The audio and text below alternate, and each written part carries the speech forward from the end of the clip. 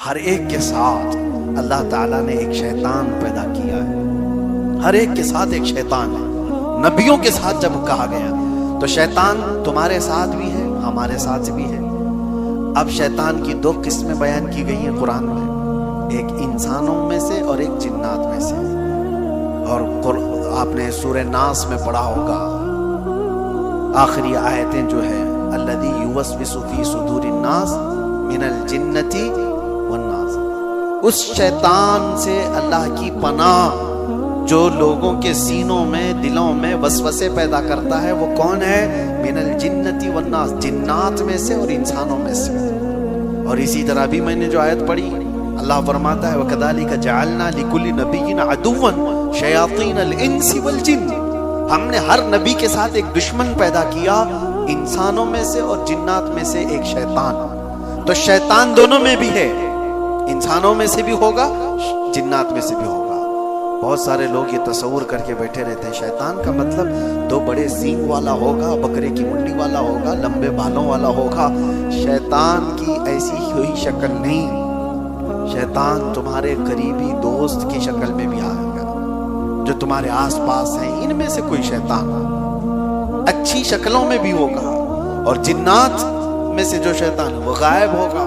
لیکن یہ دونوں ہماری زندگی پر بہت اثر کرتے ہیں، بہت بری طرح سے اثر کرتے ہیں۔ یہ مسلسل خیر کے راستے سے ہمیں بھٹکانے کی کوشش کرتے ہیں۔ یہ نمازیں ہیں تمہاری، یہ دعائیں ہیں اور بزرگوں کی صحبتیں ہیں جو ان شیطانوں سے تمہیں بچا رکھی ہیں، ورنہ ان سے مقابلہ کرتے کرتے آدمی کتنے تو گمراہ ہو گئے، بھٹک گئے۔ کون ہے جو تمہیں اچانک بیٹھے بیٹھے بری خواہشات لا کر کے اس میدان میں لے چلا جاتا ہے؟ وہ شیطان ہے جو تمہارے ساتھ لگا ہوا ہے۔ تم اچھے بھلے تھے، مسجد میں بیٹھے ہوئے تھے، اٹھ کر کے گئے، پھر خرافات دماغ میں آئی، چلنا ہے فلاں جگہ پر گناہوں کے اڈے پر۔ کون لے کر کے گیا تمہیں؟ دو، یا تو ایک غائب لے کر کے جا رہا ہوگا، یا تو ایک کوئی حاضر ہوگا۔ حاضر ہوگا تو تمہارا دوست ہوگا، غائب ہوگا تو جن ہوگا۔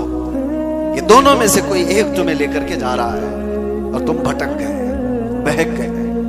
میرے عزیزو، ان سے مقابلہ کرنے کے ہی لیے اس دنیا میں ہمیں بھیجا گیا۔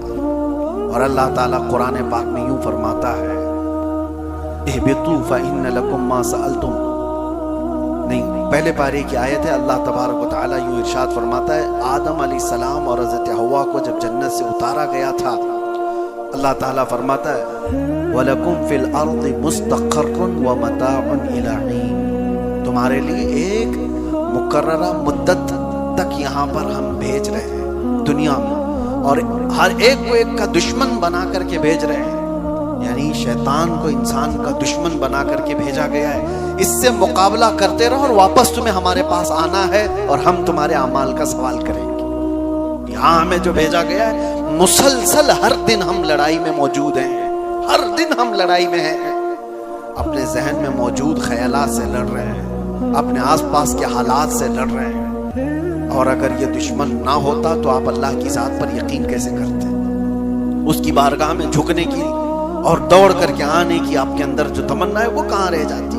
اسی لیے میں نے شروع میں ہی کہا، اگر دشمن نہ ہو تو آدمی ڈھیلا پڑ جاتا ہے اور اسے کسی چیز کی حاجت ہی نہیں رہتی، ضرورت ہی نہیں ہوتی۔ میں نے ایک دانشور سے پڑھا تھا، جاپان والے لوگ، توجہ سے سنیے، مچھلی کھانے کے بڑے شوقین، اور ویسے بھی اس طرح کے یہ جو لوگ ہیں چائنیز ٹائپ کے، ان کے ہاں مچھلی کا رواج زیادہ ہے۔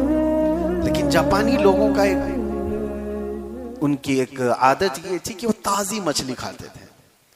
تو ہوتا یہ کہ سمندر سے مچھلیاں پکڑ کر کے لانے تک وہ باسی ہو جاتی، مر گئی ہوتی، کیونکہ 2 دن 3 دن کے بعد مچھوارے آتے تھے بڑی مچھلیاں لے کر۔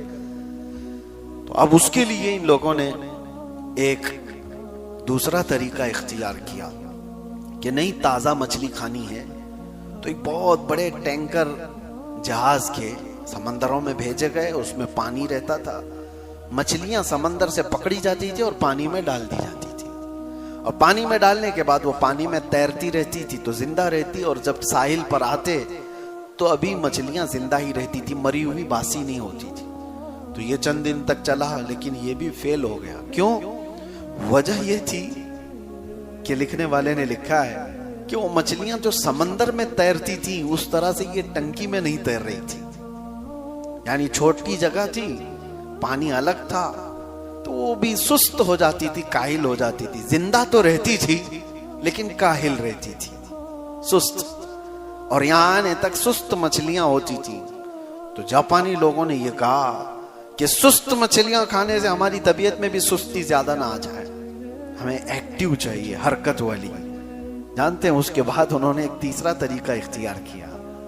کہا کہ بہت بڑے ٹینکر کو تو لے جایا جاتا ہے مچھلیاں پکڑنے کے لیے, اب یہ حرکت میں نہیں رہتی, ایک دن دو دن کے بعد یہ ڈھیلی پڑ جاتی ہے. تو ایسا کیا گیا, ایک شارک مچھلی کو بھی پکڑا گیا چھوٹی, اور اس کو اس میں ڈالا گیا. اور چھوٹی مچھلیاں جو ہے اسی سے تو بھاگتی ہیں سمندر میں کہ یہ اپنا لقمہ بنا لیتی ہے. تو یہ شارک مچھلی ان کو دوڑاتی رہتی, جتنے کھا لی, اور جتنے بچ گئے وہ ساحل پر آنے تک بالکل ایکٹیو حرکت والی مچھلیاں ہوتی تھی. ان کو لے کر کے جاپانی لوگ کھایا کرتے تھے.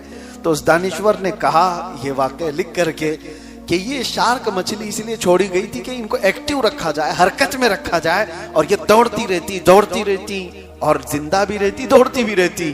وہ دانشور کہتا ہے اسی لیے ہر ایک کی زندگی میں ایک شارک کا ہونا ضروری ہے, تاکہ وہ اسے دوڑاتا رہے اور وہ بھاگ کر کے اللہ کی بارگاہ میں آتا رہے. ہم سب کی زندگیوں میں ایک دشمن ہوتا ہے.